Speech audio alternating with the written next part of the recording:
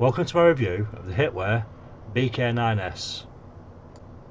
Hitway were kind enough to send me the bike to let me review it. I have to say this is the quickest I've got a bike by far. They said they'd send it on the Tuesday and by Thursday it was being delivered. I wasn't really sure what to expect from this bike as it's the first mountain bike style e-bike I've tried. One thing that was very apparent after building it and trying it is it's not for short people. When you've put the rear mudguard and the light onto the seat post, I'm 5'9" and I can just reach the floor.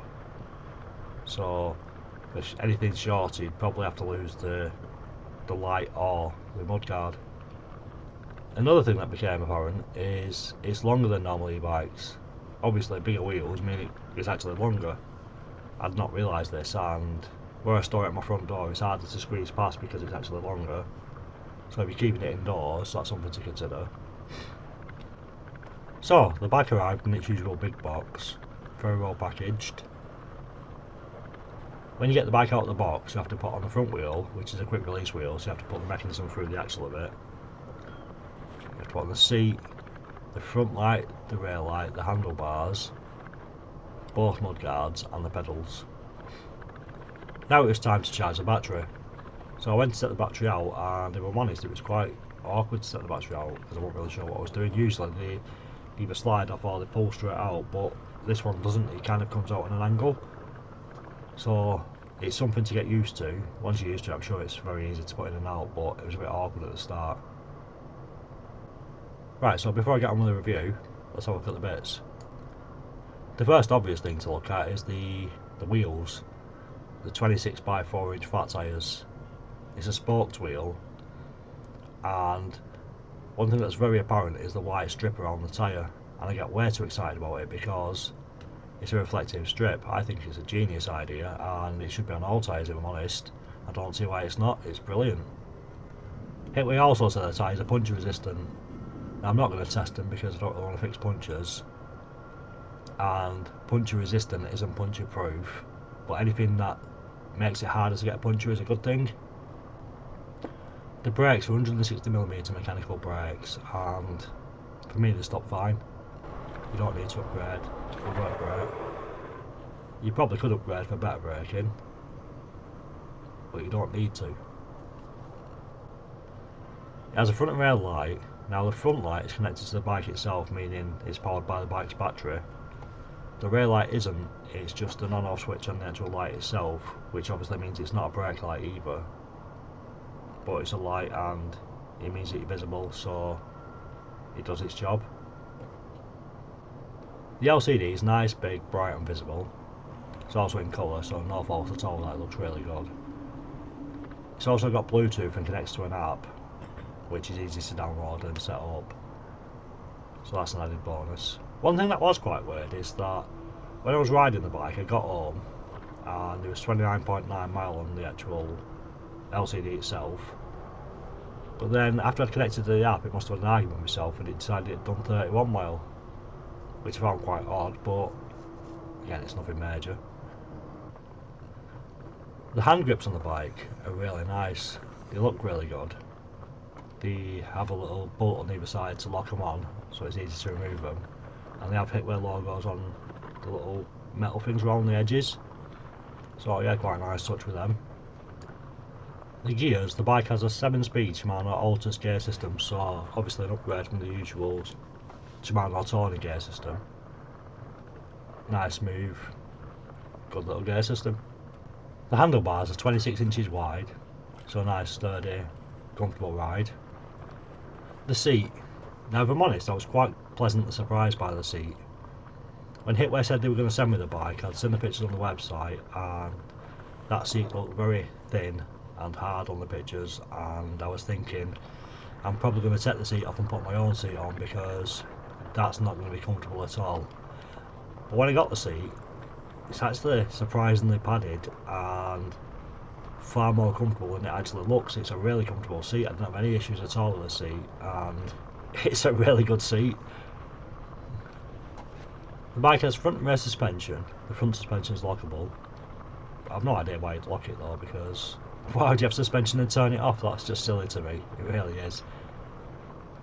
but the suspension's a really nice comfortable ride, and with them big wheels and the comfortable seat, it absorbs a lot of impact, so it's a really comfortable ride. The front and rear mudguards are both plastic, and while you're riding, especially over rough surfaces, there is quite a lot of movement in them because they're only connected by one bolt. But they do the job, and I've kicked the rear mudguard about 10 times now getting on off the bike, and it stays where it was when I put it on, so they do the job, and you either like them or you don't. I don't mind them, to be honest. The pedals are nice, grippy, wide surface pedals. I like the pedals, no issues at all with them. The battery's a Samsung 48 volt 15 amp hour battery. I got 31 mile from my charge. That was it flashing into the naught just, so could have probably got another couple of miles out of it, maybe a few more. But 31 miles, that's a decent range. The motor is 250 watts and has 70 newton meters of torque. So what's the bike actually like? The first thing is it's quite a big bike, and the seating position is really nice. It's comfortable. There's dual suspension and the big tyres make it a really comfortable ride. The motor's really nice and well set up. I guess it's 15.5 mile an hour nice and quickly, and when you're at 15.5 it stays there. It keeps ticking over and maintains the speed really well. It also really likes hills. It doesn't mind hills at all, if I'm honest.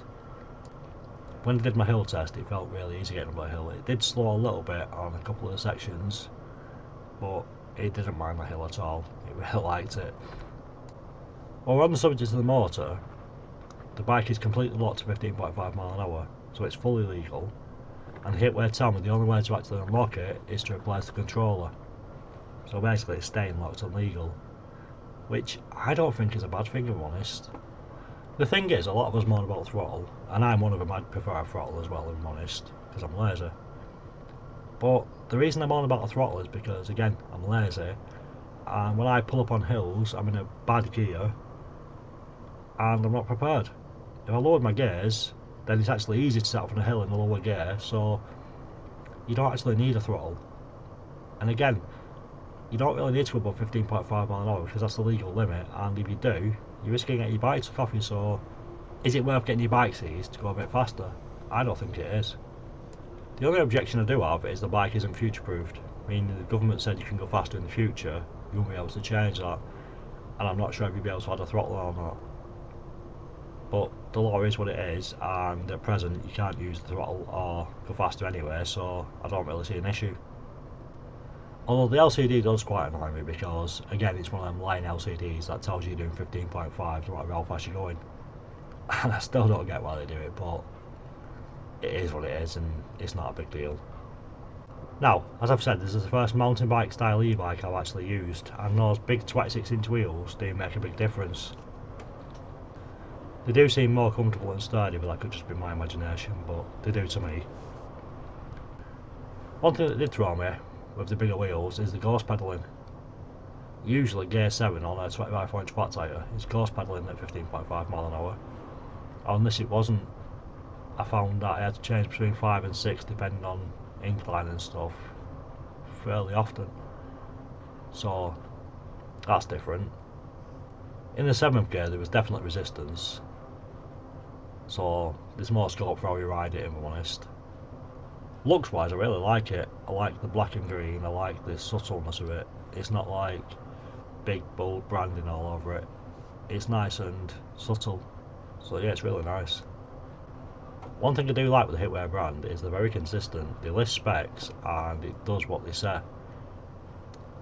This bike was listed as a 70 Nm torque with 250 watts, and in honesty it performs a lot like the Hitway Bk9S. You have the same sort of power and it performs very similar, so you're getting what they tell you you're getting basically. So would I buy this bike? Again, it's a hard question to answer. It's all about personal preference, if I'm honest. I'd recommend this bike for sure. I don't really have a bad thing to say about it. It's really nice. Price wise, this is a direct rival to the Bk9S. They both perform very similar power wise. The Bk9S looks like a motorbike, has dual batteries and no rear suspension, whereas this looks like a mountain bike, has dual suspension and the bigger wheels. So it's going to come down to what you prefer, as in comfort or range. Both very different looking bikes, and both are really good choices. Because both bikes are really torquey, that 70 Nm is quite a lot. They're basically the first and second on my hill test results, so that shows how much power they've got. They're very, very easy to ride. They're just zero effort, just pedal along, nice and chilled, happy riding bikes. So yeah, I'd highly recommend either of them. And if you use my discount code NEG30 off, you'll get £30 off either of these two or any Hitway bike.